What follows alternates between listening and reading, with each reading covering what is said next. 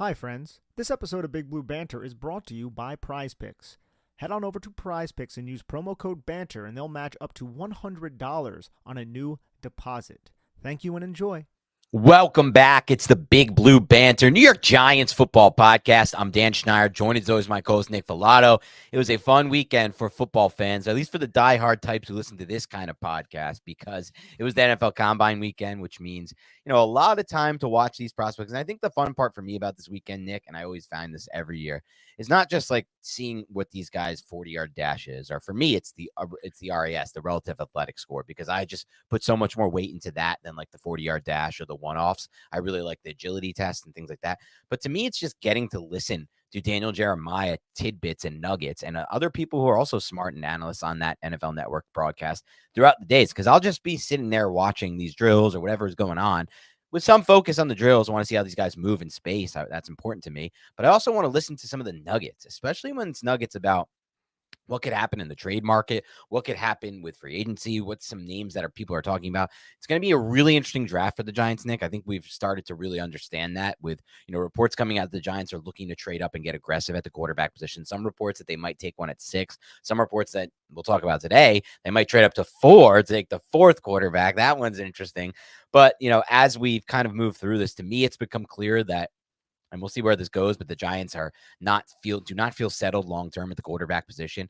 But at the same time, there's so many other positions they could take and a lot of better players they can take. And I'm even entertaining the idea now, Nick, of potentially trading back, which is something interesting just because of how freaking loaded this class is, dude. Like, you see some of these top, and we'll talk about it more on the next pod, because today for this, we're going to break this up into 2 pods. We're going to do one pod, this one here, that's going to touch on defensive prospects that stood out to us at the Combine, but also on some news. And we're going to start with the news at the top and reports. And then we're going to do the offensive podcast, because there's just so much to talk about on the offense. But, I mean, these tackles and receivers, dude, this class is as loaded as I've ever seen it. And, usually you'll get these guys who have really good tape, and people like Jeremiah will put them in their early top 50. And you'll be like, all right. And then 1 or 2 of them, Nick, or sometimes more, just don't test athletically. And then you'll get the whole debate the rest of time. Like, are these guys really good prospects, or are they not going to translate from an athleticism standpoint at the NFL level? It's just not the case with these. Every single one of these top dudes at wide receiver and tackle showed out at the Combine, with the exception of, I guess, Keon Coleman, who ran a 4.64. But if you watch Keon Coleman in the gauntlet drill and you see his short shuttle, you see the change of direction that he has for a guy who's that size, you're like, no, I don't care about his 4.64 40. Let him fall. So, let him fall. Yeah. Let him fall. Crazy class. But Nick, before we get into what we're going to talk about today, which is some reports on the Giants and rumors, I want to just get your overall thoughts of just having the Combine weekend pass, and if you enjoyed kind of watching that and going through day by day. Yeah, I absolutely love watching the Combine, and I had a lot going on this week as I'm still moving, but I was still keeping myself abreast of what is going on and watching the drills and being an absolute and utter nerd, while also learning some of these players that I haven't necessarily watched yet. And that's another thing about the Combine, because I think you did a really good job outlining this. I love the commentary from Daniel Jeremiah, and I love the commentary from Rich Eisen, even, who is more of the he's not the expert on the subject matter, although I feel like he does an excellent job presenting the information as an announcer. I think he's one of the better announcers out there. So I just love the whole event. And now that it's over, we have so much more valuable information that can help us assess who these players are and the impact that they can have at the next level.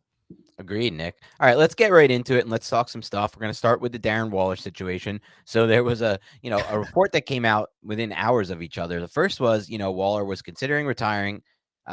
And obviously he's dealt with a lot of injuries in recent years. I think this one was the roughest for him, because he had such a good training camp, Nick, and then boom, right before week 1, he got injured and kind of came back, was never really fully healthy, got injured again, came back at the end. But, I feel like it lingered the whole year. And, the report was that he was considering retirement, but that he decided he's going to come back and play for the Giants. And then within an hour, I guess Waller kind of saw that report and followed up with them and was like, no, dude, this is not finalized. I still may be considering retirement. And it's news to us, Nick, because it's very important. And I don't think everybody understands this, but the way the NFL salary cap works, when you have a player who retires, it is not a good thing for your team's franchise, your franchise's salary cap. It is really bad for your franchise's salary cap health. That's, I guess, a safeguard the NFL put in place with the cap, so teams can't kind of maneuver it and get around it and be like, oh, this guy's just going to retire. We'll take his whole full cap hit off the books and we'll push, because then you could essentially just keep like pushing insane amounts of cap space back and restructuring contracts and be like, once he retires, it's not against the cap. So from a cap standpoint, it would be really bad for the Giants if Darren Waller retires. And this is partially on Joe Schoen. And I don't blame him, Nick, but at the beginning of last season, Joe Schoen restructured the Waller contract and pushed some cap hit back into this year. And look, they were going all in for Daniel Jones and Barkley, the playoff win and trying to build this roster out. At the time, it felt right. But, when we first acquired Waller, part of the value of the deal, at least that you and I discussed, Nick, on a reaction was it's a win-win because we have no dead cap in the future. We did, the Raiders paid all the bonuses out, but we created dead cap in the future by restructuring. So it's just something to keep in mind before this year for anyone listening. If you hear, oh, the Giants restructured Dexter Lawrence, or oh, the Giants restructured Daniel Jones and it made another $20 million in cap space, just know you have to pay the price down the line. It's not just creating cap space. You don't just get to make it up as it goes. You don't just get a good thing with no bad thing at the end. You put cap down the future, and the Giants took a gamble with Waller. And right now it's in a precarious spot, Nick, because he could retire on us, and then they're forced to pay the cap hit. Yeah, that would absolutely suck. And it would be a huge net loss for the Giants, not just because Darren Waller could be an impactful player in 2024 for them, but for all the reasons you just laid out. And it would be a loss for the Giants too. They gave away a 3rd round pick, which I was okay with. Look, if you made the commitment to go all in for that 2023 season, like the New York Giants mistakenly did in hindsight, then you had to get Darren Waller. Like, to me, you couldn't give Daniel Jones that contract and not bring in a guy like Waller, at least in an attempt to create the 2022 magic in 2023. Because that's what Joe Schoen thought was going to happen. They thought they had an ascending player in Daniel Jones with Brian Daboll, and we all know that ended up being a farce.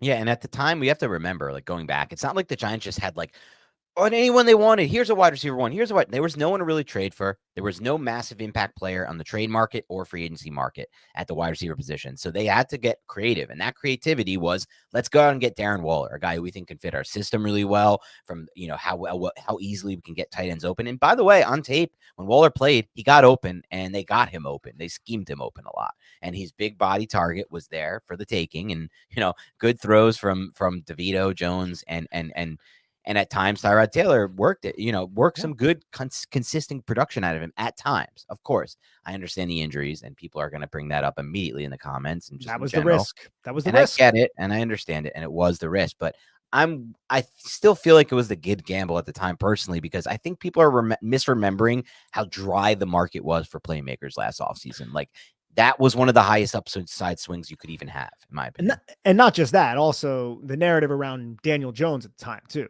Mm-hmm. Like, a lot of Giant fans now have come around. Right. Yeah, they've now come around to the fact that Daniel Jones might not be the long-term answer. But after the 2022 season, not a lot of people were saying that. True. And you needed to get him some kind of weapon. And then that's the fact of the matter. But as far as that stands right now for the Giants, I'm hoping he returns, Nick, because I like Waller more than most. And I feel like he was good on tape last year when he was healthy. And by the way, when he was healthy last year was not really 100. He was never 100%. I think that's pretty obvious right now. He was playing through an injury all year, even from the first time we saw him. So is there upside there? Maybe. But either way, I don't want him to retire, because as I understand it, Nick, the Giants would be on the hook for like half the dead cap now and then half the dead cap the year after. So then you're just dragging dead cap into 2025, which is this. In addition to, remember, we're going to have the 23 million. Everybody has to understand this, because it's very important, I think. If you add another 12 million in dead cap in 2025 for Darren Waller, if he retires, you're also adding that on to already almost guaranteed dead cap it for Daniel Jones. I guess there's, by some miraculous chance, Jones could play himself into being on the roster in 2025 at like 52 million against the cap. Probably which not. I guess a possibility, but in all likelihood not happening. And so that's another 23 million in dead cap for Daniel Jones, assuming they don't restructure it again. If they restructure it again this offseason, Nick, we're going to be tacking on another however many million in dead cap for Jones in 2025. So now you add that, Waller, it just starts to add up and becomes a burden. And that also doesn't acknowledge the fact that you just lost your tight end one.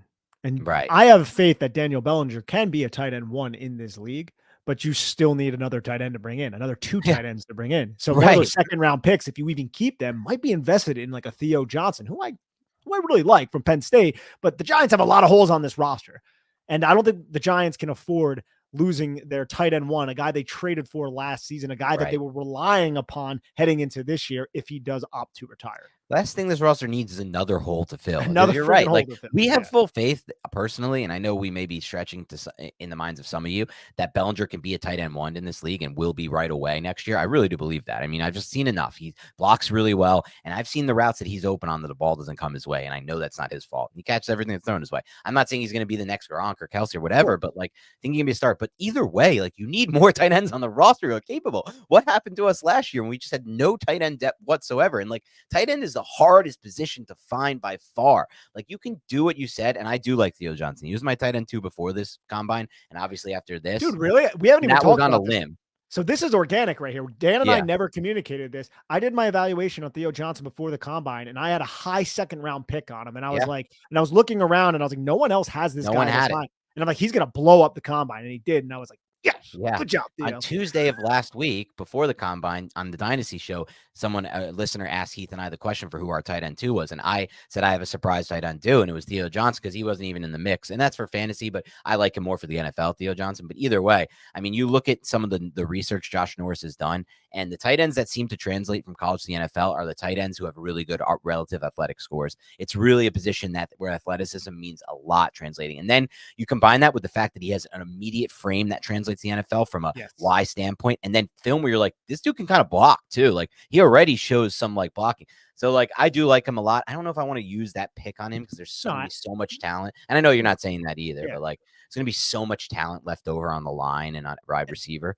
And I think you bring up such an excellent point that not a lot of Giant fans are considering, but all options should be considered, right? I think trading back in this draft class specifically, dude, because look, man, there are going to be cornerbacks that would have been drafted in the possible top 20 in previous drafts that you might be able to get in the second round. So getting another second round pick could be so valuable if the Giants just drop down a couple selections and still land, say, maybe a Roma Dunze or something like that, depending on how the draft shapes up, right? So like, the Giants need to be considering that as well, even though it seems to be counter from what conventional wisdom would suggest. Yes, and we're going to get to all those prospects on the other, because I mean, there's just there's a dearth. Like the fact that Brian Thomas is going to go into this thing 6'3", 209, running a 4.34 40-yard dash at 6'3", 209 with 17 touchdowns last year.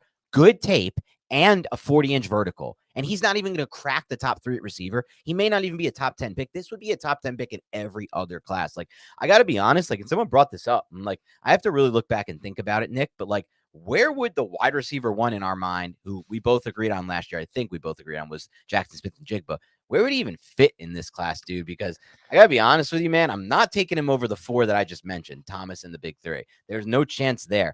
I'm personally not drafting him over A.D. Mitchell. I just love that prototype. Dude, I'm probably not drafting him over Worthy. Like now we're at 6. Crazy to think about this, and I'm sorry to cut you off, but Quentin Johnston went in the top 20 last year, or top 20, whatever it was. Shot in this class, dude.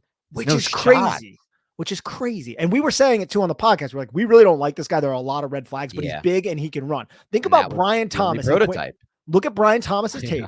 And then look at Quentin Johnston's tape from TCU in college, and you're going to be like, oh, Brian Thomas is such a better player. I know. And it's not even just the tape. Like the one dude ran a 4.34. The other was like what was Johnson in the 4.4 somewhere? And like just the same size, but also just didn't have the issues that Quentin Johnson had. But then we're already at 6 or 7 over JSN. But I'm even putting guys like, you know what? I got to be honest with you. Like two guys I loved before the combine that blew up the combine, which no one expected them to, but I just love their film. And I'm sure you can guess these guys as Dan Schneider guys. Who do you think they are? And they're like a Charlie Jones plus type of guy. So from this draft class you're talking about? So is it Ladd McConkey and Roman Wilson? No, and Ricky Pearsall out of Florida. Ricky Pearsall's been my biggest Roman Wilson too, since October. I'll look at Roman Wilson, but Ricky Pearsall has been my biggest sleeper since October. And I'll shout out Thomas Schaefer from Fantasy Football Today because he's a Florida fan. He's like, you got to check this kid out. And I started watching him in season. I was just so impressed. And like, then that guy shows up at the comment. We'll talk about the next pod, but like, and does what he does. Like, we're looking at like a lot of receivers in this class that are better than basically everyone who was in last year's class, which is really good news for the Giants because we know the Giants almost took a receiver last year. They want to take a receiver. It was either Banks or it was either one of those corners or receiver. And they didn't get the receiver. They did get Hyatt, and Hyatt's going to be a good piece for us. But there's still going to be so much upside to add another piece to go with Hyatt, Wandale. I mean, that's Dude, it's intriguing as hell. think about like a combination of 11 personnel of Adunze I know. or Neighbors along with Hyatt and Wandale. What's going on, Big Blue Banter listeners? I'm excited for the football season for several reasons. And one of those reasons is Prize Picks, which is North America's largest independently owned daily fantasy sports platform. And it's so simple to use. Instead of battling thousands of other players, including professionals, sharks, and people who are going to exploit you, you pick more than or less than on 2 to 6 player stat projections, and you just watch the winnings roll in. It's very simple to play and gives you a little extra skin. I've set my picks in less than 60 seconds. There are so many stats to choose from, and the withdrawals of funds are easy and quick. Dan and I will be adding a segment to our show before every game where we pick our favorite stats, more or less yards or touchdowns, what have you, and we'll be discussing why from a scheme, matchup, and game theory perspective. I love their promotions and how easy their interface is to operate at Prize Picks. I may select more on tackles for a loss from Bobby Okereke or Kayvon Thibodeau next game. They also do other sports as well. It's a really cool experience. Please join Dan and I in the fun of Prize Picks. Go to prizepicks.com/banter and use code BANTER for a first deposit match up to $100. Again, go to prizepicks.com/banter and use code BANTER for a first deposit match up to $100. You will not regret it. Oh, my friends, you know what time it is. You're hungry, you're starving, and you desperately need pizza. You should get the best pizza on the market, and that is, of course, Little Caesars. Make Little Caesars the official pizza sponsor of the NFL part of your game day. Order online during the Pizza pregame all day on NFL game days and even on Pro Bowl Sunday, and get ready for some football fun and cheesy, delicious pizza. Choose your favorite Little Caesars pizza or pick the toppings you crave. Either way, you win. And speaking of winning, everyone scores with convenient delivery or our in-store pizza portal pickup. So grab some friends and enjoy a few slices during the game.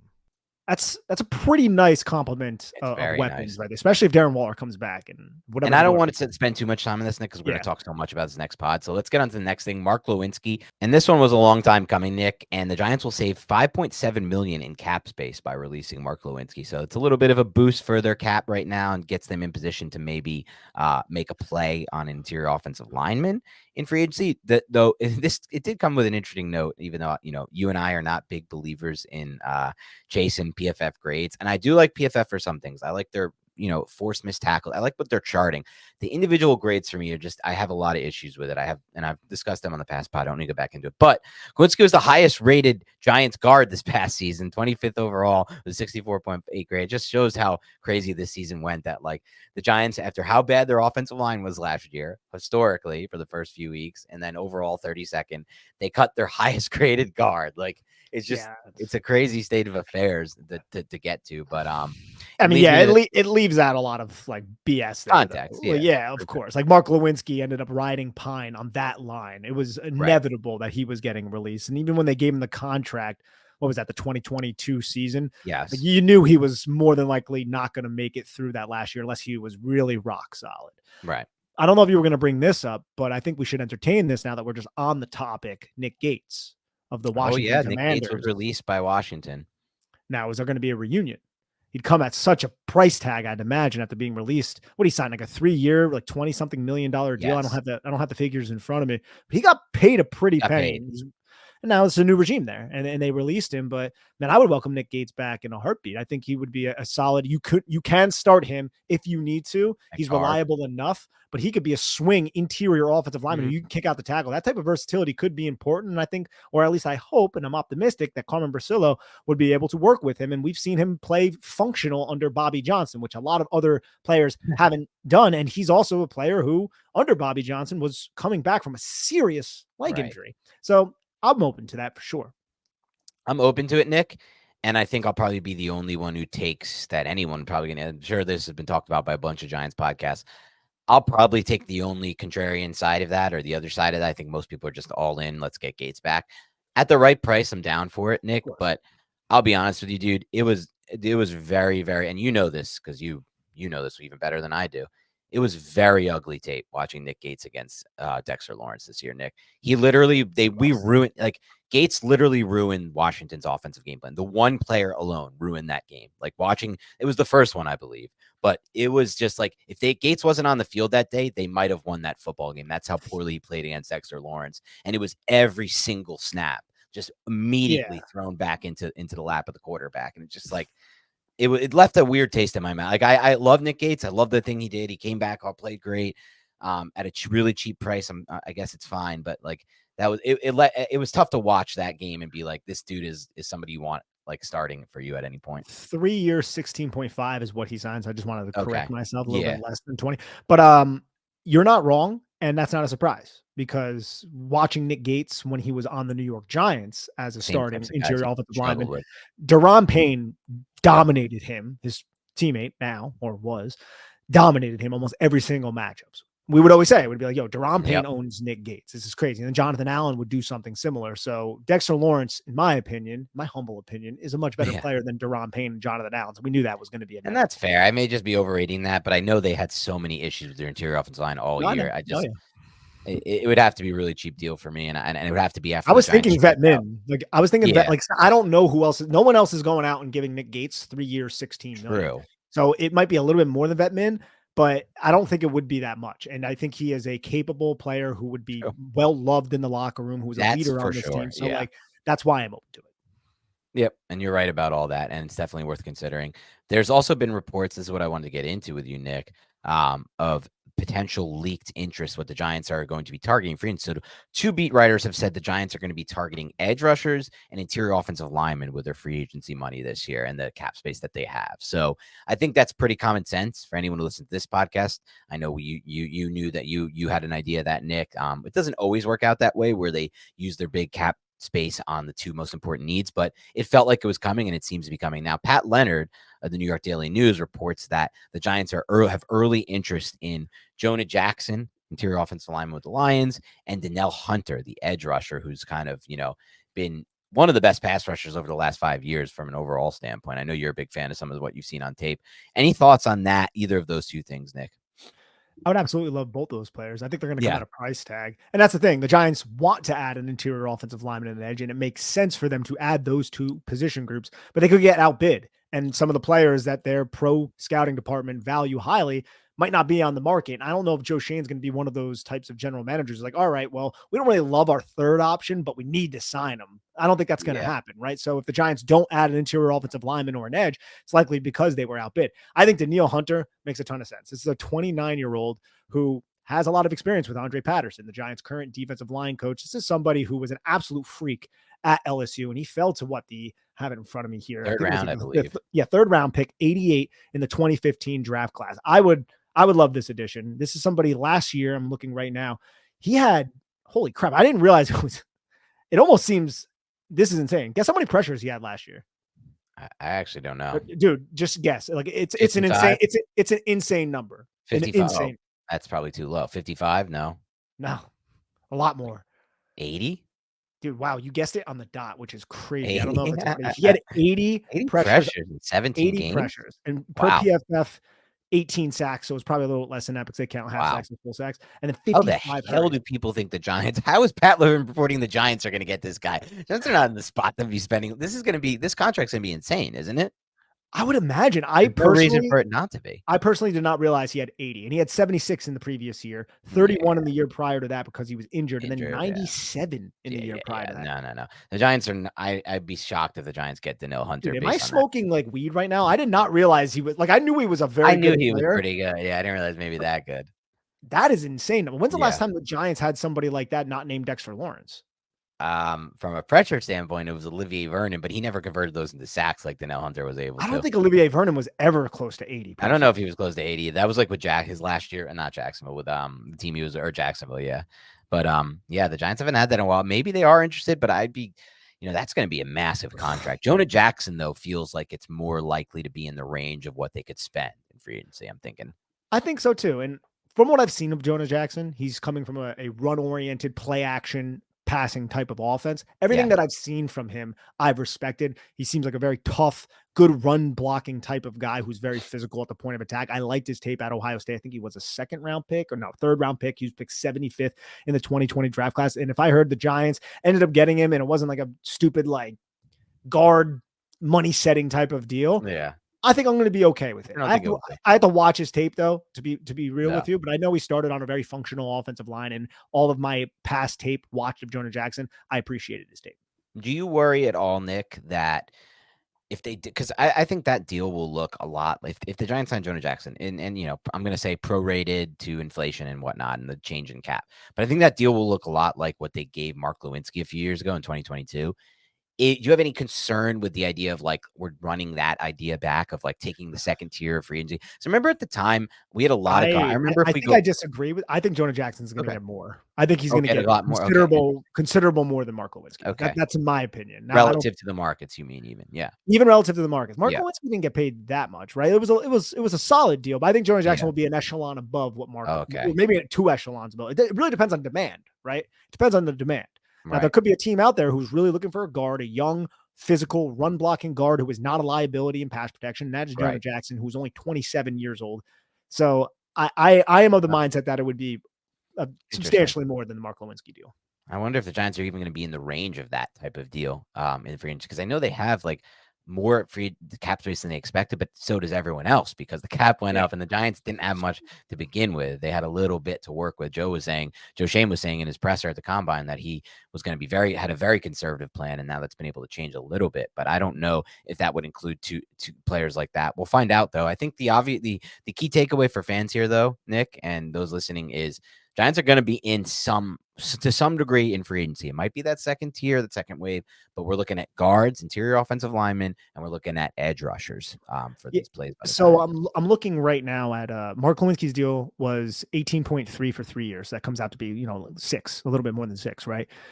That would put, if Jonah Jackson were to sign that would put him at around what Nick Gates made last year, a little slightly more, right? So I'm imagining with the cap going up, he's probably going to make. Maybe a substantial was a little bit aggressive on my part, but closer to James Daniels or Nate Davis type money, which is, and those were like James Daniels was the type I was thinking the Giants would get in 2022. That was what I was targeting.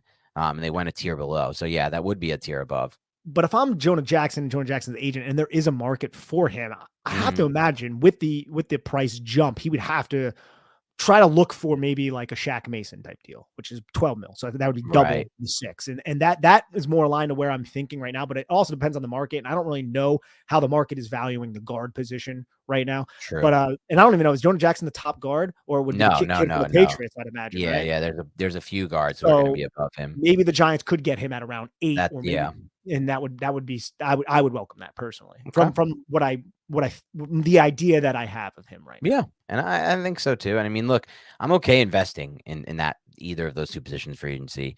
Again, I want to be, for the most part, pretty conservative this year in free agency, assuming the plan is that we're not going to get a quarterback in this draft, one of the 3 quarterbacks. We'll see what happens with that. But, if we're rolling it back with the Jones Barkley or just Jones, I would like to be conservative, but that doesn't mean I don't want to upgrade O-line. We have to just, it's one of those things where even if it's more of a short-term solution than a long-term solution, it might be long-term. If you get a guy like Jonah Jackson, he's 27, that could be decently long-term. Obviously Zeitler, if they were in play for him again, would be the opposite end of that spectrum, but you would prefer it to be more long-term looking, but they need to upgrade the line regardless. And it doesn't matter who's going to be quarterback. It just has to be done. So do it now, get guys in, continue to draft as well. I think you're on board with that too, Nick. Even if we sign someone in free agency, draft his incumbent, try to be like the Eagles, try to be like the Cowboys, always looking ahead on the offensive line. I also just, what's going to happen with Josh Azudu? Oh, I don't know, man. And I still like Azudu too. And I'm not saying you don't sign Jonah Jackson because of Josh Azudu, but Josh Azudu is a day 2 pick. He's a day 2 pick 2 years ago who I don't think has received I don't want to say the fairest treatment because that like suggests the Giants didn't treat him well. I just think he was put into a really tough spot with a coach who did not do a good job developing guys, and he was forced to play tackle, and then he ends up getting hurt. And now how is he going to be rehabbed? Like, he's dealt with a decent amount of injuries through his career because he had an injury last offseason as well that we were a little concerned about going in. I think it was a neck, if I'm not Not if I'm not wrong Neck. there. I think it was I neck. think I Yeah. think it was neck, and there wasn't a lot of discussion around it, but there was like one report that suggested it was more serious than the Giants were leading on. But he ended up playing, but he ended up hurting his foot. So I love the kid's footwork, and I think he has great hands. I just think he's raw still, and he needs that coaching. And I would love for him to be a starter on this freaking team because I think he could be a really good freaking football player. But the Giants, and this is something that they've done a lot recently, they didn't put him in the best spot. I don't want to say they failed him, but they haven't put the kid in the best spot. And it would suck if the Giants, if he never gets an opportunity with the Giants, goes to another team in free agency and ends up being a starter for them. Yeah, and we'll see how it plays out. But a few things just to kind of note and recap from the film we've watched, Nick, over the last 2 years, just things that stand out in my mind. The film we've watched, Nick and I like his hands, like his power upon contact, like his movement skills. And that Jaguars game 2 years ago in 2022, he really moved well without the ball, off the ball there to get to the second level. And then, it's the pass protection that will obviously need to be fixed, and technique needs to get better. And he needs, in my opinion, he needs to just be more like locked in and tuned in on pass protection. I feel like sometimes he's just late to get into his stance, which is just something that happens sometimes for linemen. But late to get into his stance. Sometimes he's not. You need to have like a crazy amount of patience and understand what the defender is trying to do to you in pass protection, because it's natural for you to go forward, right? We're all attuned as human beings to go forward, but to go backwards, that's a little bit more difficult for us. And you're anticipating another human being who's very powerful and very strong with momentum, who's like 280 pounds coming towards your chest. You need to react to that. And I don't think he's done a great job in that aspect of pass protection, which is basically all of pass protection other than jump setting. Yeah, you're 100% right. And it's interesting when you break it down like that, because it's one of those things. It's like golf to me. It's like the first golf reference in a while, but it's like you can talk about it, you can watch it on YouTube. It seems so simple, and then you get up and you just do one little thing wrong, and it screws it all up. And I feel like that's similar in pass protection to what you just broke down. It's like you have to get to a certain point in your set, but you have to also be, like you said, cognizant and thinking of what that opposing player is going to do, what moves he's going to use to set up, and like where you need to be with your hands. And it's just because if you punch so and fast. miss, if you punch and miss in pass protection, you're leaning forward, and now your Yes. momentum is set you up for these secondary moves. And I just think Josh Azudu has been a little bit susceptible to this. And this is also when Dan golfs, by the way. Triple bogey. Yeah. And that's also, this is the sad truth these days. I'm gonna have some really. triples. Is it on the downside right now? No. Golf's going way up. I had my best day ever a couple days. I shot a 45 on the front nine, which is the first time I ever done anything like that. But I'm still always gonna have some triple bogeys. I mean, I'm not that level yet, but and triples aren't that bad. But but for people like me. But what was I gonna say? Azudu with the pat, and like when you see the things that he does well, like moving forward, just think of it like how human beings would operate, right? Like how we all operate athletically. It's easier to move forward on the move, and that's not so true for everyone. Will Hernandez moving in space was not a pretty watch, but it's easier to move forward than to move backwards. So I think it's pretty clear, like an athlete like Azudu, it makes sense that he'd be quicker to pick up the run game than the pass game. I just think it's so interesting. Jonah Jackson and Daniil Hunter. We'll see, man. I could see it being one of those things, though, Dan, where we have our expectations on those two players, and then it comes around on free agency, like the day before the league year starts, and they already have deals with other teams, and we're like, shit. Yeah. we go with I know. I felt with the guard market in 2022. Glowinski wasn't even on my radar. There were guys I liked in that class. Daniels was one of them. Daniels was another class. I thought James Daniels was in that class. Nah, man. James Daniels has been in the league a little bit longer than that. I might have to double check this, Nick. I have a weird feeling that Daniels was in that. There were a couple guys that I liked. I thought Daniels was one of like the. He was in like the 2018 draft, bro. Okay, he wasn't, so he couldn't have possibly been in that class. Oh no, 2018. Then he was in that class. 18, 19, 20, 22. You're talking about Josh Azudu? No, James Daniels. I'm saying no. I'm not saying to draft. I'm saying in that free agent class where the Giants signed Mark Glowinski. He was one of the guys I wanted them to target. James. I thought you meant the draft. I was like, no, because like I remember when we studied that free agent class, Nick, and we made our predictions. We did not want Glowinski. We came across. No, I mean, I was okay with Glowinski. I think after the fact, though, I don't think we predicted at all that he was on our radar. If I remember correctly, we weren't. No, I want to say that we did because you might have, because Bobby Johnson was the Colts coach, and we made that connection. At least I did on Big Blue View. I'm pretty sure. No, you're right. You're right. There was that connection, and I think that's ultimately why they signed him. Which, again, every time you attach somebody to Bobby Johnson, it doesn't seem to work out. Which I hope is not the case with the last one they attached to him, which is obviously John Michael Schmitz, who he loved, Bobby Johnson. And that's, I think, a big reason why we drafted John Michael Schmitz. I think it's combo of that, and Joe Shane loves those like heady guys, those like high IQ offensive linemen. But we're going to have to hope that one works out because they can't miss on another early round first pick. And JMS was okay year one, but obviously he has a long way to go. I think everyone who watched the tape would agree with that. Let's talk a few more news nuggets, reports, and then we'll get into some defense players from the combine. We've talked a lot about these already, but there's some big dominoes to drop in the quarterback market, Nick. And the first one is Justin Fields that I want to talk about. And I think I've been proven right with my initial guess from months ago that everybody saw, that a few people on Twitter thought was outrageous when I said Justin Fields is not going to return the same package people expect. Oh, you got to give a 1 to get Justin Fields. Oh, you got to do this to get Justin Fields. It's not how the NFL works, guys. Like, Justin Fields has some bad tape out there from a processing standpoint, and he is deep into that rookie contract. So if you trade for him, you get a year, and then you probably get his agent saying, I need a new contract. So you wanted to get yourself in that position where you could have one good year. The Giants just got themselves in a position where a player has one good year, and then you resign into a big contract, and then you're looking at it horrifically after that second year. That's the risk you run if you trade for Justin Fields. The upside is he breaks out under you, and then you have to pay him. The downside is he does nothing, and then you just get rid of that contract. So what is that worth to you? To me, it's not worth anywhere near a first-round pick. Some people still think it'll be a day 2 pick, but I still tend to think it's going to be either later round 2, mid to late round 2, or round 3 with a round 5, or late round 2 with a round 5 attached to it in a future year, a comp round 5 that can move up if Field starts to, X amount of games for your team, gets to a Pro Bowl, wins you a playoff game, et cetera, like we've seen, Nick. But, the Giants are picking early in round 2, both their picks, Seahawks and their pick, and Seahawks a little bit more in the mid-range. I don't know if that would be a pick that the Giants are going to send there, but they're not listed, according to Jeremy Fowler, at least, Nick, as a team that's currently interested in Justin Fields. The teams he lists are Atlanta, the Steelers, Vegas Raiders, and the Vikings. So what are your thoughts on all of that in general?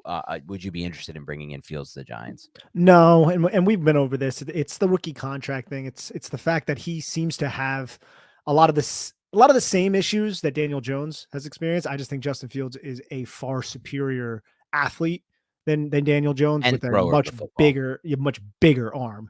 And I've seen throws by Justin Fields where I'm just like, wow, holy crap, if we could get that at a consistent level. Yeah. Like the passes he had on the Thursday Night Football game to DJ Moore, it was insane, like what he was able to do. And it was like, wow, man, I would love to see, like, he's a wildly exciting player. I don't think the Giants are in a position to make that move right now. I don't think the Giants are in a position to make that move with Daniel Jones making as much money on the books. Yeah, you can theoretically bring Justin Fields in and say, hey, we'll pay you later. But like, what if he's not good? And then you have to cut Daniel Jones. And now you have to, I just don't think it's the right fit for the Giants. I think Atlanta makes a lot of sense. He's a Georgia kid, right? I think, the Steelers are an interesting one. Yeah. I don't know if they would go that way because they just don't seem to be that type of team that makes the big splash like that. And they have Kenny Pickett, but again, like I'd take Justin Fields in a heartbeat over Kenny Pickett, right? So I'm interested to see how it all shakes out. But regarding the Giants, bro, I don't see that happening. Yeah, I think I'm right there with you, Nick. The extent of the contract, the fact that he has so many processing issues throwing over the middle of the field. And then, the final thing, like his arm talent is phenomenal. Like he makes some wow throws that are just sick. Like the velocity and the ball placement on some of these throws are amazing. But then he has off throws too, and it's just not consistently there for him. But it's not I'm less concerned about the arm talent than I am just the processing issues, the post-snap processing. Like I don't want another slow processor in this offense. Neither do I. I'll say this though, and I don't even know if this is devil's advocate because there's a part of me that feels this way. I would love to see him get with Brian Daboll and see if Brian Daboll could fix that. Yeah. If he can find a way to have him see the field a little bit quicker, make him a little bit more consistent, because to defend Justin Fields for a second, who has he really had coaching him? Yeah, for sure. It hasn't been a great situation there. I know, and that's true, but I just think about date back to the Ohio State days, Nick, and now I'm seeing this with Jaden Daniels as well. I thought that I'm going to shout out Nate Tice. Nate Tice is by far and away one of my favorite analysts in the draft field at this point, and he's now writing a lot, which I don't think he did last year, and he's writing for Yahoo Sports, and he did unbelievable evaluations of Jaden Daniels and Caleb Williams. These are just like as good as it gets, film all throughout it, and he just talks a lot about just things that are important in my opinion. And the thing he brought up, and it's backed up by the stats, is like Jaden Daniels doesn't use the middle of the field. And that's the same issue Justin Fields had from Ohio State. And then you see it prop up over the NFL where it's like, this guy can't process the middle of the field. And it's like, I don't know what kind of ceiling you have if you're not going to be able to use the middle of the field and you just don't see it well. And I'm not saying Jaden Daniels will have that at the NFL level. If he gets with the right coach, I bet that can be fixed early. But like you said, Nick, he's had a lot of other coaching, Justin Fields. So it's like he still has a lot of thoughts in his head. And the same thing happened with Daniel Jones, right? He had a lot of thoughts in his head. He had the Shermer thoughts, he had the Cutcliffe thoughts, he had the Garrett thoughts, and now he has the Dable thoughts. It's a lot to think about in there. And your mind is only working so fast. So I just feel like ultimately it's going to be tough to dig Fields out of that. But it's crazy too, man. Because Justin Fields, I just pulled up some of his stats between the hashes. He completed 21 of 38 passes beyond 10 yards. So 55%, it's not terrible, but it's not a lot either. Like if you look at his heat map, it's a lot of it is outside the numbers, which is funny because Daniel Jones, a lot of his stuff is inside the numbers, and he doesn't really like to target outside the numbers. Right. It is interesting. But yeah, I think ultimately for me, Nick, I'm more interested in Fields than I normally would be, just because of the sad state of affairs at the Giants quarterback position. And like, he'd bring some kind of talent and upside to it in a spot where like, I'm not even sure if they can get that because, the 6th draft position that they have and the 3 quarterbacks almost in my mind, definitely going 1, 2, 3 at this point. The only spot I think the Giants actually have to trade up to is 1. I think if there's any chance the Giants are going to trade up for a quarterback, it will be 1 and not 3. A lot of people speculate it's 3 with the Patriots, but I think that's bullshit. I think Patriots aren't stupid enough to not go quarterback, and that's how I consider it, honestly. I won't certainly consider that if it's Jaden Daniels. If it's Drake May, I will say it's stupid. If it's Daniels, I'm not so sure. I have some qualms about Daniels potentially. But as far as 1 goes, Nick, and we can get into this another time or now, I just have this like weird feeling in my head that Caleb Williams is going to, maybe not intentionally, but maybe unintentionally and intentionally, get himself in a position where the Bears aren't sold that he wants to be a part of that franchise, and aren't sold that he's like all in on that franchise. And if that rubs them a certain way, I think they could put 1 up for sale. That's the only way I could see it happen. I don't think it happens like Bears evaluate the class, Bears evaluate Fields. They don't think Caleb Williams is their best option. On paper, I know that Ryan Poles will get there, that Williams is the pick. But if Williams in the meetings and stuff doesn't feel all in on the Bears, and there's all that type of stuff. If he pulls an Eli? If he pulls the new age version of an Eli, that's the 1 pick I think the Giants would be able to trade up to, the 1, not the 2 or the 3. I think the 2 has 0% chance. Washington will never trade the 2 to the Giants. And then I just don't buy the Patriots stuff. So he pulls an NIL Eli, is what you're expecting. Yeah. I could see something like that happening. Yeah. I mean, I wonder what that draft haul would be. I mean, they would want to watch. Heavy. And they pick 2. They see if they had their eye on somebody else, they're picking when 8th or 9th. I kind of forget exactly. So they have a high pick already, because there's going to be other teams that are going to want to trade up to 1 if 1 actually is for sale. So it's going to make things so much, especially in this deep draft class, man. I would not be surprised if Ryan Poles does that. But I think you're right. I think if Caleb Williams is like, yo, make me a Chicago Bear, Ryan Poles will be like, all right, bro. Yeah, come here, get over here. It's all on Williams. to an extent. I mean, they could force him into it, but I think it's all on him buying in. And I think ultimately Caleb Williams will buy into the Bears, in my opinion. So he'll probably just go there. But then let's get into some other stuff. And there's the fastest riser in the draft right now. There's JJ McCarthy, the quarterback out of Michigan. I mean, this dude went from maybe you'll trade back up into the 1st round to get him if you like him, or maybe he'll be sitting there in round 2 to, holy shit, this guy is screaming up draft boards, to, okay, maybe he's a top 10 pick. And now after the combine, Nick, people are like, reporting that this dude might be the 4th overall pick. Now who's going to make it? I don't know, but they're saying this dude might be the 4th overall pick. And we're hearing it from insiders of the draft too, or like, I think we're going to see 4 quarterbacks go in the top 5. And it's JJ McCarthy they're hinting at. And so the latest CBS Sports mock draft, Nick, I wanted to bring this up for my parent company, has the Giants trading up to number 4 overall after the first 3 quarterbacks go 1, 2, and 3. Williams, May, Daniels, and drafting JJ McCarthy after trading up from 6 to 4 and giving up assets to draft JJ McCarthy at 4. Where are you at with all the McCarthy stuff right now, Nick? I am not surprised. I've been hearing for months that JJ McCarthy was going to go to the combine and athletically test, look good in his underwear throwing the football. He throws with a lot of zip and he's very personable and intelligent. So he's going to kill the meetings. So I'm not shocked by this meteoric rise. I'd say I think he looks from the drills that I saw. Like I love the way the ball comes off his hand. When I was watching, I think there was like 3 passes in a row on a deep plane, on the vertical plane where he missed. He Yes. throwing to his left. I think he had a couple Much worse throwing to overthrows. his left. So I found that a little bit peculiar. I'm excited to get to his tape overall. He's going to be somebody that we're going to be talking about a lot. I'm interested. I'm definitely interested. And I know there's people who I do respect on Giants Twitter who are really into JJ McCarthy. They're JJ McCarthy stands.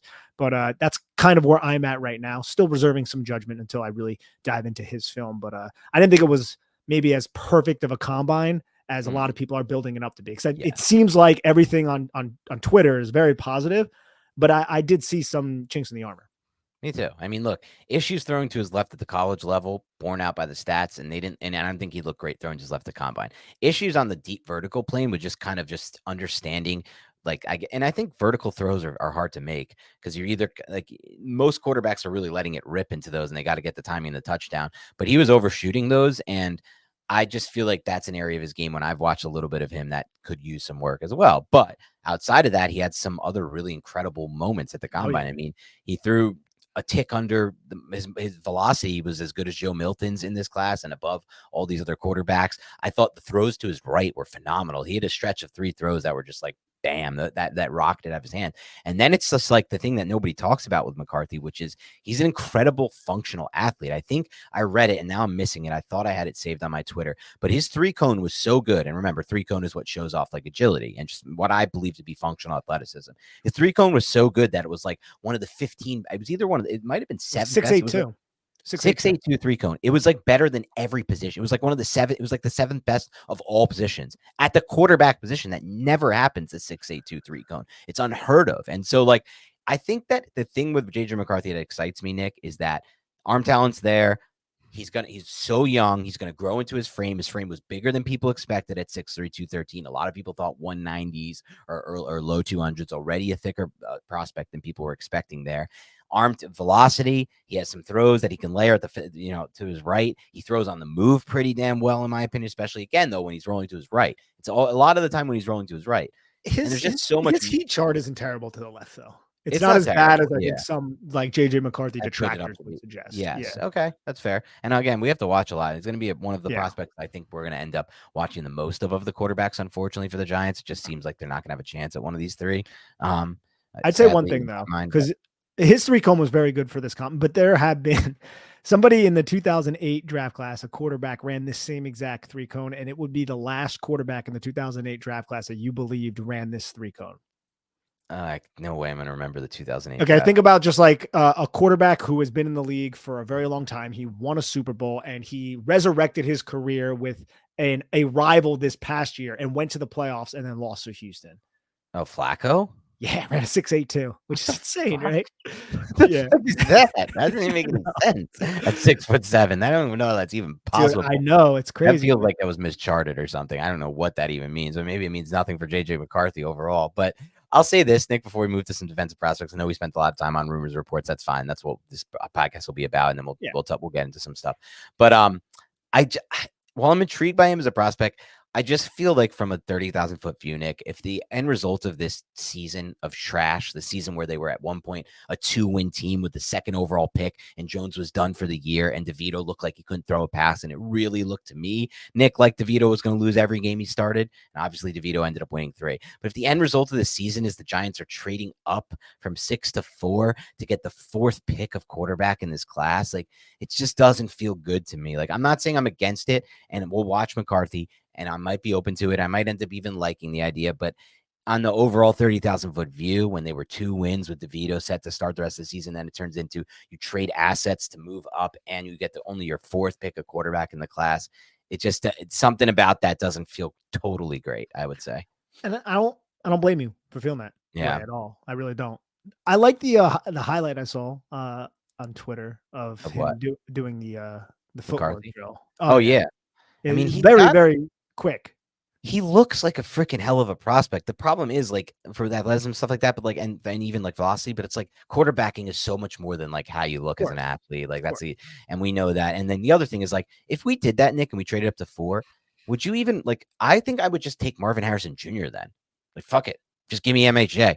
Now he's on my team for the next however long. Like it's cool, like to trade up to 4 for a quarterback, or just get Marvin Harrison Jr. at that point and like call it a day. You got the best receiver prospect like ever, basically. Or you don't need to trade up. You can stay at 6 and land another And get receiver either of who is it. going to Yeah. be a And you, very good receiver too. Because that's why I love this draft class. Or say for whatever reason, it's like, hey, we're allergic to going wide receiver. We can get a transcendent tackle, or we can go yeah. defense, get whatever defensive player we want, or we could trade. There's just so many freaking Yep. options, and that's why I love the NFL draft so much. It's the It's not best. an exact science. I'll tell you that much. Definitely not an No. exact science. One more thing on JJ McCarthy too. Yeah. How many peanut butter and jelly sandwiches did that guy eat to get up to what Get was up it to like 213, 217? right? What was it? 213? Was that the final number? It's It was either crazy. 213 or 270. It was a number where I was like, you did not play at that, sir. You did not No, it's play at crazy. that, my man. But you do know, like with a player that came in, I think it's important to note. Yes, he didn't play at that, and maybe that's a little bit, let's just say like 219. Holy crap. yeah, like it's obviously he put on weight for the combine, but we already knew that he's 6'3" and a 20-year-old kid. He has room to grow into his frame. Like that was not always the case. Like Bryce Young, I don't know if that's necessarily true. Some of these guys, it may not be true, but a player like JJ McCarthy, who's 6'3" and a very young human being, like he will grow into that frame. Like he won't be 190s in the pros. I think he'll get all the way up personally to like 220. Honestly, because Eli played like 6'4", 225. Like I think at 6'3" for McCarthy, he can get up into his 220 range and keep his athleticism as well. All right, let's we're done with the rumors, right? Let's Yep. get to some of these defensive prospects. And I want to start with one who I actually believed before the combine, and I still do, that he could have been a target because I think he fits perfectly with what Shane Bowen does from a defensive standpoint. And as Braden Fisk from Florida State, who went to the combine and who absolutely dominated basically every drill that you can dominate. And the reason why I think he could be such a good fit for Shane Bowen is if you watch Florida State's defense, they love the game. They love the twist. They love to gap exchange. And Braden Fisk did that so well with Jared Verse, both transfers going to Florida State and having very good seasons. And now watching him test the way he tests and move the way he moved at like 295 pounds, it really makes me think he could be a great interior option on passing downs and even on early downs. He's not a terrible run defender, right? He's not the strongest at the point of attack, but he's not a terrible run defender. But somebody to pair with Dexter Lawrence to run those twists that Shane Bowen ran so much in his 4-man pressure packages, dude. It's something that I loved for a day 3 pick, but now I think he played himself in the day 2, and Oh, I don't know if the Giants will be able to land him. he easily played himself Yeah, in I the day know. too. But it's a deep draft. That's what you tell yourself. Draft, Sometimes, you can say that. yeah, I think at this point, it's does yeah. somebody take the chance? I tend to think these Could be types a of round prospects. trade, man. What'd you say? Yeah, I think tend to see these types of prospects ultimately end up landing like mid round 2. That's where Yeah. because like it'll be a situation where teams are just piling on receivers and corners and all the like value positions, and then a player like Fisk is just sitting around in the 40s or 50s, and it's like, all right, we can bypass positional value for a second just to get this dude on our roster because you talked about the tape and you talked about how well he fits he would fit Shane's Bowen system, and I knew when this combine was going, you would like this guy and you would talk to me about this guy, but it's like now there's also some legit projectable upside from an athleticism standpoint. So you brought it up a little bit, Nick, but he was the 6th best athlete from a relative athletic score standpoint of 1,620 defensive tackle prospects, interior defensive line prospects from 1987 until now. The 6th most athletic. And some of those guys who are in the top 10 or top 5 are like guys that don't end up making the NFL. They're just good athletes. This dude, his film it's obvious he's going to make it in the NFL. It's just a matter of like what his ceiling is. And at 6'4", 292, Nick, he ran a 4.78 40, which is insane. It's just insane. It's like top percentile. A shuttle of 4.37 seconds. Another insane thing. And that shows off like the agility to change the direction. 10-yard split, amazing. 20-yard split, amazing. Vertical jump, again, 9.51 on the relative athletic score. Again, high green, elite explosion grade. Broad jump, almost 10 feet. Like, it's insane to do that at 6'4", 292. Everything you wanted from an explosiveness standpoint, an agility standpoint, a speed standpoint, and a size standpoint, it's all there for him. And the tape's pretty good. And maybe arm length is the one thing you would hope for, maybe a little bit bigger. It's arm length Yeah. and age are the reasons Oh, why I think how he could old is he thrive. as a prospect? I don't have his age in front of me, but I Okay. know he was in college That for out. like 6 seasons. Like he was at Western Michigan for a while, and then he transferred to Florida State for that 1 year. So Oh, I'm yeah. imagining he's probably 24 right now. He's And that 24 could and he is 24. Yeah, so he could slide because of that. And it's also a deep draft class, but you typically don't find these guys who are like 292 pounds who have college production at a high level who test this way fall to day 3, right? True. So we'll see. Imagine him next to Dexter Lawrence and It'd Shane be Bowen's fun. scheme. It would be fun.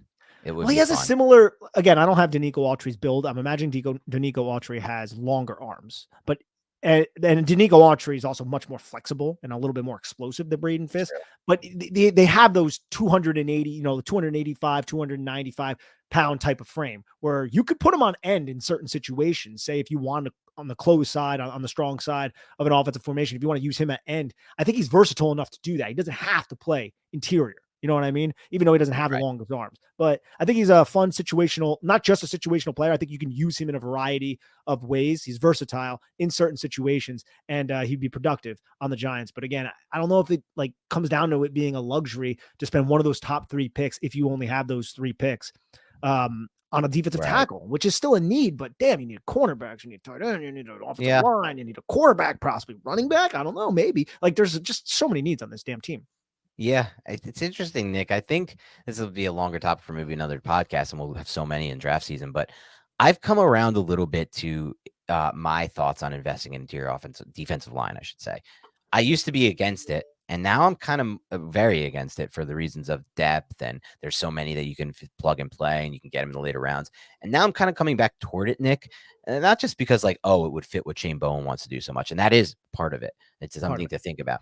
But also because I just feel like when I watch NFL games, the interior pressure is making a bigger impact than the exterior pressure for most quarterbacks. For the quarterbacks who, you really want to beat, those guys who win from the pocket, because if you really need to force them off their spot. When you get the exterior pressure, it can work, especially if it's against like an Evan Neal, who's like, I hate to drag him, but like just losing so fast that it's like, it's right in there. But a lot of the times, if they lose slow on the outside and they beat him still, you can step up into the pocket. You can manipulate the pocket a lot easier than if you can manipulate it if it's coming right at you.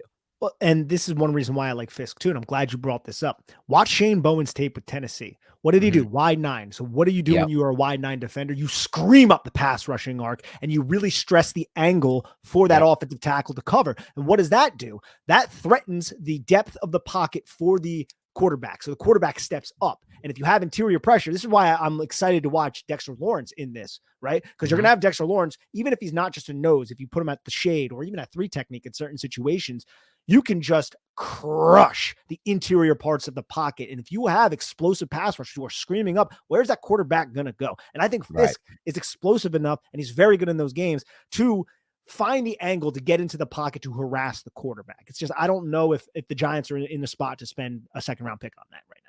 Time will tell, but Braden Fisk, somebody to keep an eye on, as somebody who would definitely fit what Shane Bowen wants to do. Who's another defensive player you want to talk about that stood out to you? I'm going to talk about my guy, Max Melton, the cornerback. You have a lot of guys already. I didn't know. Oh, I do have a lot of guys. He was one of the first guys I wrote a report on for Sports Illustrated was Max Melton. Okay. And dude, I knew this guy was going to like go down there and he was going to test really well just because on tape, he's so freaking explosive and he jumps out. He's Bo Melton's brother. Bo Melton was drafted, I think, by the Seattle Seahawks, but started making a name for himself at the end of the season with the Green Bay Packers. This guy jumped 40.5 inches in the vert. And there was a bunch of cornerbacks, Dan, who jumped like over 40 inches in the vert. And I'm like, holy crap. He ran a 4.39 with a 1.51 10-yard split. And then his broad jump was 11.4. It's just like, dude, that is just serious explosiveness. That's crazy broad jump. It's a crazy broad jump, dude. And he's a Jersey kid. He's only 5'11", 187 pounds, which was disappointing to me because I believe Rutgers' website had him listed at 6'2". But when you just turned on his tape, and again, first cornerback I watched, I was like, holy crap, man, there's corners that are going to be better than this guy. And I was like, yeah, there probably are corners, and there are several corners that I've watched since that I'm like, I really do like that. But I think I had like a high 2nd-round grade on Max Melton. And I just love the explosiveness and the eyes. And I have a synopsis on him. It was Max Melton had a phenomenal senior season for Rutgers and possesses great eye discipline and route savvy for zone coverage with all the necessary athletic traits to compete at the NFL level in man coverage. His aggressive nature is admirable and does lead to interceptions and huge tackles, but he must become a more sure tackler to avoid mistakes. His combination of coverage, willingness in run support, and competitive toughness will likely make Melton a coaching and draft Nick favorite. Max should hear his name called well before his brother Bo did in last year's draft. Bo was drafted in like the 7th round. I have like a 2nd-round grade on Max Melton.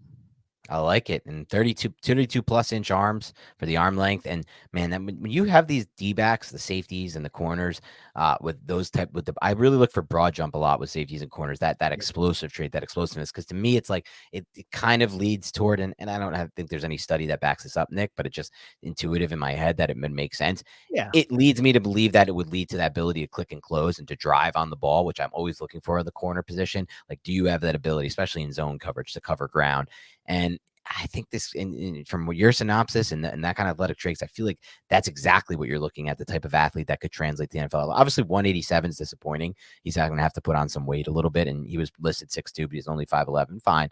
But, man, he looks explosive, and you combine that, it's not just that. It's like the 10-yard split, 152. It's same thing. I really like I haven't watched Melton yet, but I think one of the corners I loved in last year's class who went to the Bengals out of Michigan, DJ Turner, that was a corner who I thought had a great ability to just click and close. It's such a good point, man, that you brought up DJ Turner. And the 10-yard split, and I don't have DJ Turner's 10-yard split. I'm imagining it was very good. It was elite. That's why I brought it up. Yep. So the reason why I'm bringing this up is Max Melton is so immediate. Everything he does is so immediate on the click and close. He was a 151 10-yard split. Nate Wiggins ran a 4.28. I think Nate Wiggins, he ended up getting injured at the combine. I haven't gotten to his tape yet. Very excited to get to his tape. He's the Clemson cornerback. He ran a 4.28 40. Wow, that's crazy, right? His 10-yard split is a 159. Great. Yeah. But that's not the same. It's not the same. And what do you want, though? Because windows are so tight in the NFL. If you're a cornerback and you're clicking and you're closing downhill to close that window and the quarterback doesn't get all the mustard on that football, Max Melton's coming away with that interception. I don't know if Nate Wiggins is. Right? It's almost like the whole debate with the running backs. What are you looking for, the 40-yard dash, or are you looking for something else? And I think it's different with corners and receivers. Obviously, like, you're on an island, you need to have some deep speed too. We saw that with DeAndre Baker. Like, part of the reason I think he failed the NFL, in addition to obviously the mental issues, but like the clear-cut stuff there. But I think it's a great point. Like, the game is not played that much on the deep plane, on the vertical plane. Like, for a lot of reasons, teams are playing a lot of too high. The quarterbacks suck across the NFL. There's a lot of reasons for it. But like, when it's all played in that 20-yard box, like, you really need to have the ability to drive and click and close. So that's a player I'm going to be very interested in covering moving forward. Like, especially if he's somebody who could be on the board for the Giants in round 2, because corner is a sneaky big position need for them. I really don't think they're settled to any degree at that position. And it's also a position that I believe in. I believe it matters. I believe having good corners makes a big difference in winning and losing football games.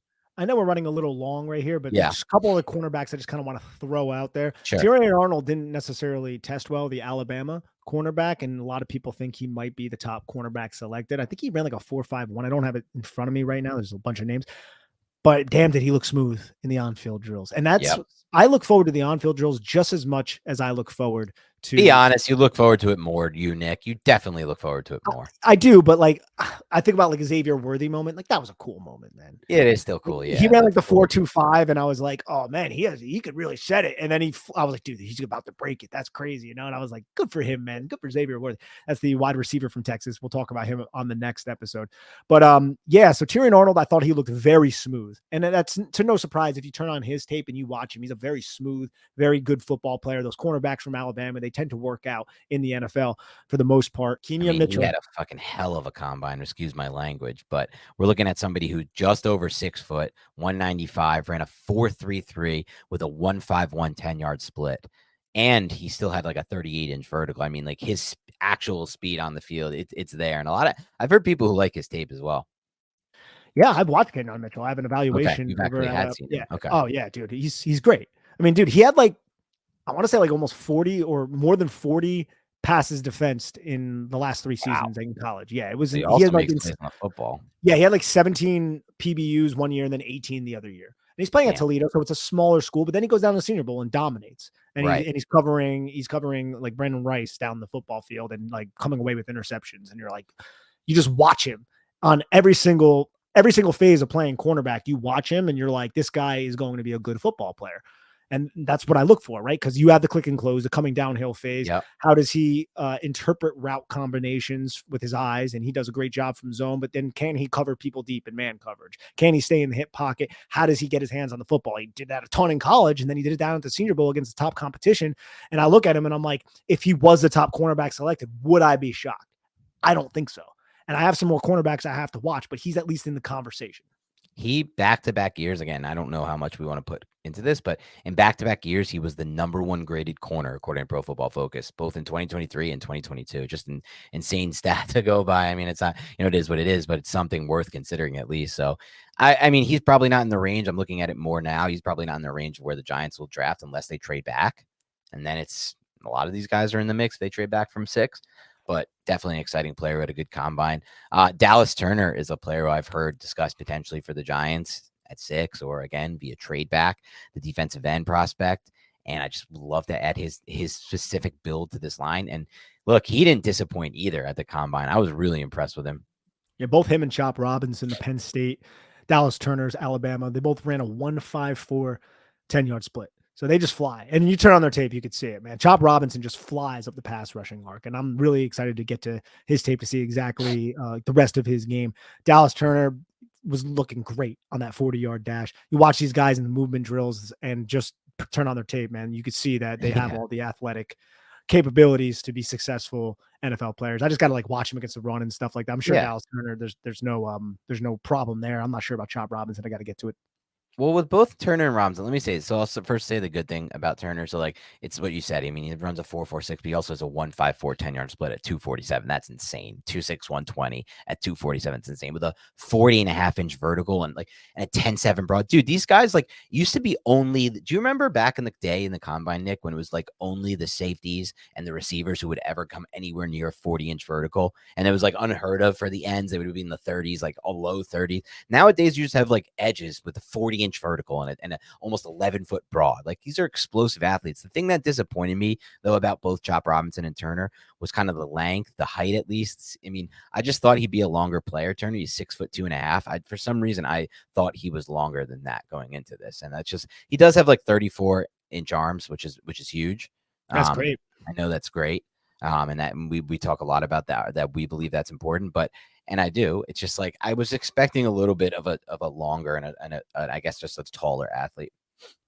Yeah, I mean, Chop Robinson's a little bit shorter. Or, I mean, he a was little the bit same thing. Arm Right? length. Arm length. Yeah. He's 6'3", but 32.5-inch arms, and Right. arm length's very important for edge rushers. But yeah, man, the defense. Look, I like a lot of these top end defensive athletes. I think the Giants more than likely are going to go offense in round 1. Yes. I just don't know exactly which position, but holy crap, man, they got some really good defensive players as well as offensive tackles, which is just absolutely stacked. And the wide receiver position is wildly exciting, dude. Like you can find. Stacked. Like you can get like two if you have a dearth of talent at the wide receiver in your wide receiver room, you could spend a day 2 pick and then a day 3 pick and get like 2 quality assets for your team. Right. There's just a lot of damn wide receivers in this draft class. And it just seems like it's like that like every year, but this year is so much better than like last year. Like I thought Jordan Addison was a stud. I loved JSN coming out, but like these guys right now, and I haven't even close. Did full evaluations on Odunze and Neighbors. I've just seen more than highlights, but just from what I've seen, I'm like, dude, these guys are good football players. Not even including Marvin Harrison Jr., dude. These are legit. Like those 3 are insane blue chips in any class, way better than last year's class. I'd put more in there. I'd put like just from prospect standpoint, Brian Thomas and AD Mitchell to me are just locks better. Like for what I'm looking for, like those guys to me could be X receivers at the NFL level, both of them, if things break right. They may not be, but they could be guys that tilt coverage and shift coverage and change your whole offensive scheme. And then those really aren't the only 5. Like there's a lot more to talk about. Worthy runs. We're going to get into it next. We're going to get into it. I don't want to talk too much about it. And we'll talk more defensive players as we go through. We obviously did a quick there, though. I mean, Nick makes a good point. It's going to be most likely offense for the Giants, in my opinion, in round 1. And I think Matt Miller said it best. He thinks, conservatively speaking, 20 of the 32 picks in round 1 are going to be offense. That's conservative. That's with the 4 quarterbacks. It could be a 5th, and like he was conservative on the OTs. Like there's the Giants on the tackles. I'm so glad the Giants got a 2 second-round picks, man. That trade, that was great. Like we should applaud Joe Shane more for making that trade. Yes.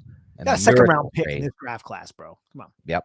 For Leonard Williams, who was an expiring contract they were never going to be able to resign. So anyway, thanks again for listening to the Big Blue Banter podcast. Sorry we went a little long on this. Is going to be mostly again about the reports, but we'll get into defensive players as the draft rolls on. The next podcast you're going to listen to coming out after this one is going to be an offensive review of the combine. A lot of offensive players we want to talk about, so it's exciting. So we want to do one full pod on it. But thanks again. Have a great rest of your week, and we'll talk to you soon.